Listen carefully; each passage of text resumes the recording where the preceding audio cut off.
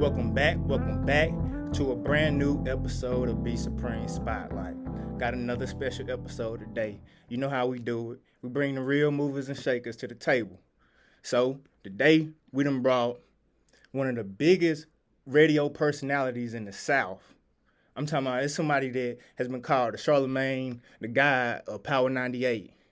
Y'all know him as NoLimitLarry.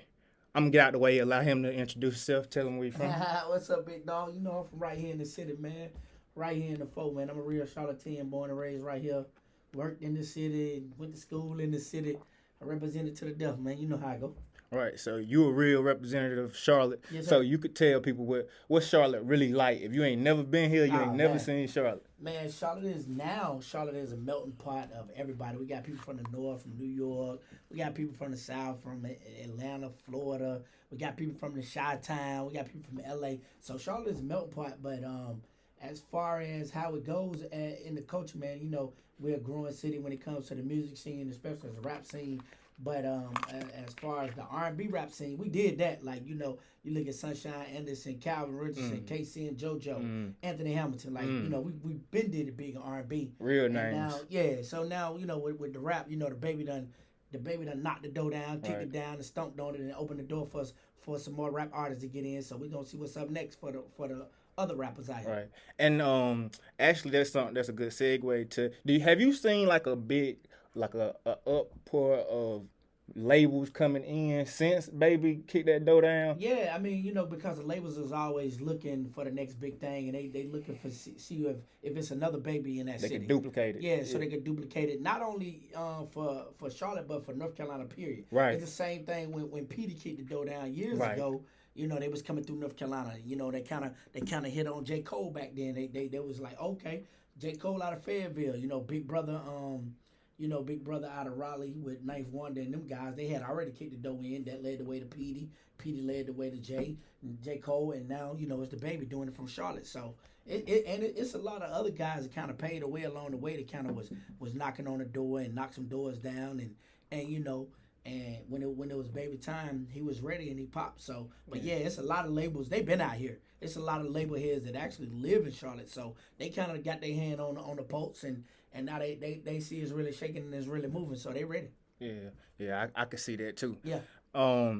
So how did you find yourself as one of the biggest radio hosts in the United States? Man, you know what? I don't even look at it like that. I just get up every day, man, and just try to be myself. I'm not trying to be myself because I'm myself every day, but I just try to, you know, put a smile on somebody's face and just be true to who I am. Like I said, I'm born and raised out here, so I'm not one of the ones that like you see me out. Like you see me out all the time. You see me at the studio. You might see me at Walmart. You might see me on a basketball court. You might see me on a football field. You be in the mix. Yeah, I'm always in the mix. So I think that helped keep my brand going. And, you know, just let people know, man, I'm a real people person. Yeah, that's true. Because that's how I genuinely ran into you was here at the studio. Yeah. Like, so I know that you actually in the mix seeing. And that was one of my questions. So I could really avoid asking that question because I was going to say, do you still have your ear to the streets out here looking for what's next, not just like what's on the radio? Yeah, you got to do that because, you know, the way the music scene is, you got to find out what's next so you can bring it back and you can, you know, just in case that artist that's about to blow, you could already be ahead of the game. You could put them on the radio and be a part of their flame. You know, the same thing. I hate to keep alluding to the Baby, but you know, the same thing with him when he was about to blow and before he blew up. You know, we had already put him on the radio. He was like, bro gonna go.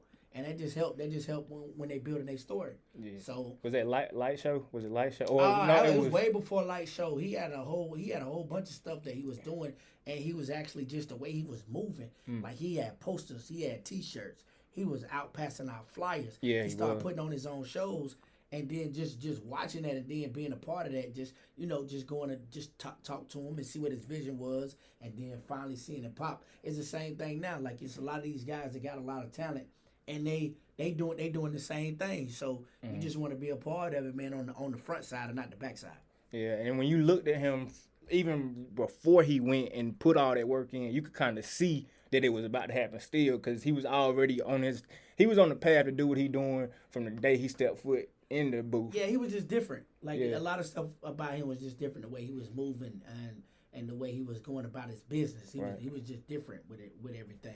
I think that's something good we should speak on, though. You saying how he going about his business, because that's the other side of what artists got to understand. That's what gets you to that next level, is going about your business the right way. Well, you got to put back into yourself. You know, a lot of people look to sign the labels, or they look for a manager, or they look for somebody to put some money into them. Mm-hmm. You know, some people are in a fortunate situation where they got their own money, where they put their own money into themselves. And then, you know, when you do that, you can kind of call your own shots. Right. Because if I'm putting my own money in, then I'm in essence, I'm my own boss. So I'm kind of telling myself what I'm doing. Whereas if somebody's investing in me, which is always good too, but if somebody's investing in me, then they got some say-so on kind of what I do. And they might have a final say-so depending on how much money they invest. So it's always good to have your own bread. I don't know if you've seen it, but Meek Mill had said something about how he wanted to do 10 tapes, and he wanted to put his own money behind all that, independent, regardless. You think like that's what kind of play a part in that for his decision too? Yeah, because you know, no matter how big you get, like no matter how big an artist get, they always want to be independent. Like you know, like you want to sign to a label for a certain time and a certain thing. But right now, like the way the game going, you know, you can do a whole bunch of stuff independent before you even approach a label. Mm-hmm. And that's what a lot of them guys do. Rich Homie did it. Migos did it. Before they even approached a big label, they did a lot of stuff on their own. They made their own money, and they did put it back into themselves. So now you go sit down with the label, I got a whole package to present. So instead of one or two things, I got 10 or 15, and I already made $1 million, so y'all can't offer me $1 million. Or already made $2 million, so y'all can't offer me $2 million. Y'all got to put 20, 30 on the table for me to sign. You built leverage. Yeah, you built leverage. Yeah, absolutely. Yeah. Right here, I normally ask some advice that you can give people, but because I'm trying to get in the media field, dominate the same way. Like I done seen you go on you were a 25-year run. 24, about to be 25. 24, about to be 25-year run. Appreciate that. So like to even be able to stay in that position and keep progressing, especially in a city like this, Charlotte, one of the biggest cities in the United States. Period. Period. So for you to do that, like what could you tell someone that's like me that's trying to go take that next step in the media world? Two things. One, like I said before, be true to who you are. Be yourself. Don't try to position yourself to be somebody else and something that you're not. Just always be true to yourself. And then number two is always be willing to learn something new, and take critique and take advice. So, yeah. Oh, yeah. Okay. Appreciate it. I appreciate it.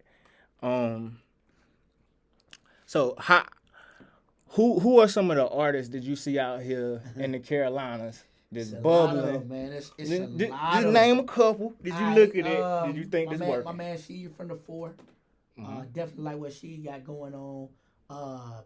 Baby Simba 803 out of South Carolina. Rissa Rain, Nia Nicole, Mary Mack, J-Way Social still doing his thing. Yeah. It's a lot of them, man. Hot Boy Shaq, Lil Jon 4K, Zeta Goat, that whole camp. Kid K. It's a lot of them, man. And they all and Fetty P. I can't forget about Fetty P. Fetty. I ain't gonna lie. I really think Fetty next. He really gonna catch that flame and he gonna go next, man. But definitely Fetty P, man. It's just something about him, man. He just different. Like same way the Baby was different. He different in a whole different lane. And like I said, it's always good when you got your own bread. Got his own bread, shoot his own videos in the way everything is different. Now he got a different sound. Way he put stuff together. I love it, man. I really think he really gonna get a real shot. Yeah, I 100%. There's so many artists though, man. You know, and not to leave anybody out, but because there's so many of them out there that's doing their thing. KB Dripper, he doing his thing. It's just so many of them, but I think, you know, the ones I named, I think they've been really buzzing and making a name for themselves. And shout out to everybody in the Hive, man. My man Big Shiesty and them guys too. They making a movement for it was a group of artists that got together and they said, listen, we think we can make a bigger movement if we come together. And so shout out to all them guys in the Hive too, because they doing it like that, which is smart too. Exactly. That's what we need. That's the type of stuff like Atlanta and other cities that was able to do. What they kind of like, so what they kind of did, they came together, created a name. It's called a Hive. And it's kind of almost like they got their own label.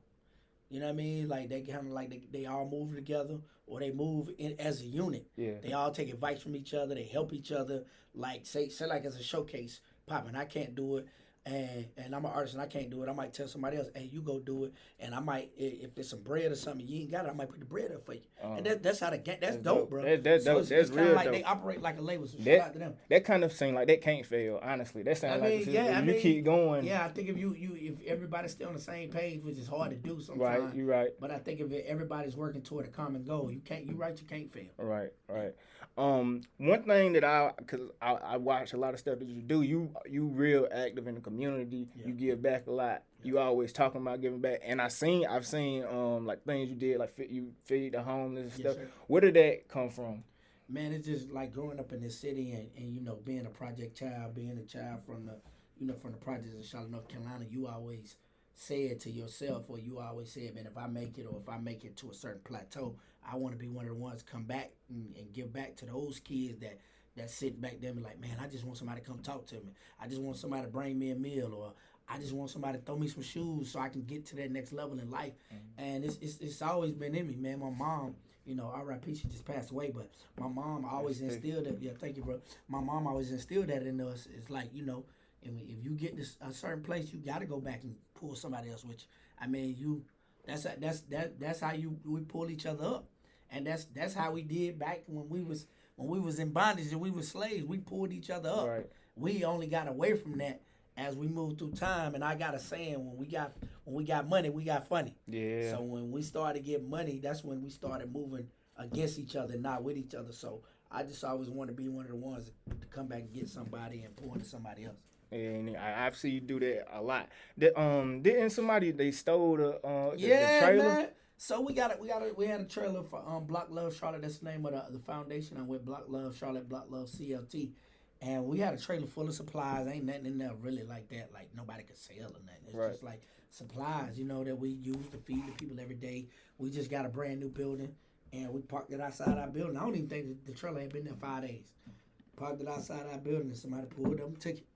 Crazy. Man. But I'm gonna tell you, how funny how things work, man, in this community. Shout out to the community of Charlotte.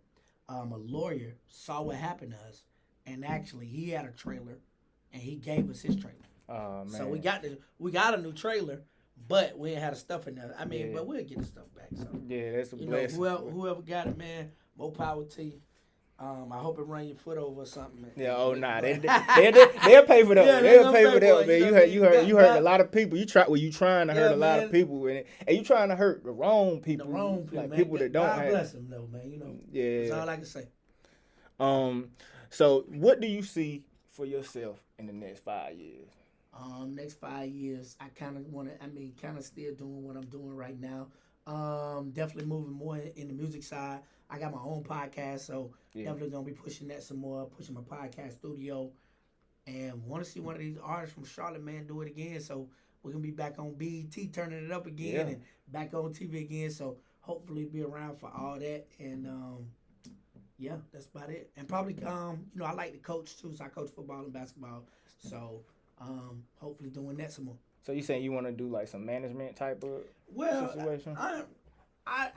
I like to do more A&R than managing. So, okay, because you got the ear for that anyway. Right, got the ear. I help people build their brands with marketing and stuff. I call myself a mini marketing genius. I come up with marketing plans for different people for different companies. So, I like to be on the A&R, the creative side. Manager's more like, man, you got to go do this. You got to go do that. Nah, I don't want to be that person. You don't want to be that like a parent every day. Yeah. But I be your A&R. Like, if you need an A&R, you got your stuff together. You need somebody. Hey, bro, I need to see what I need to see what I need to do with this video. You got an idea for that, or I got this song, and man, what should I do with it? Yeah, I'm good at stuff like that. So that's what I want to do. Okay, yeah. I always wanted to be an A&R.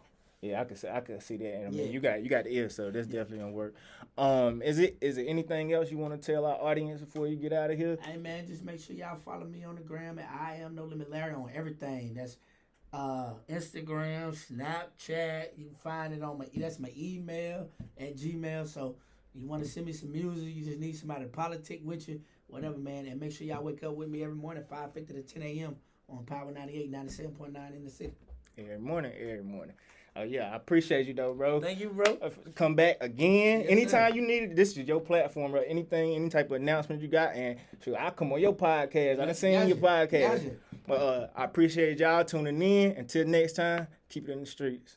Keep it in the street.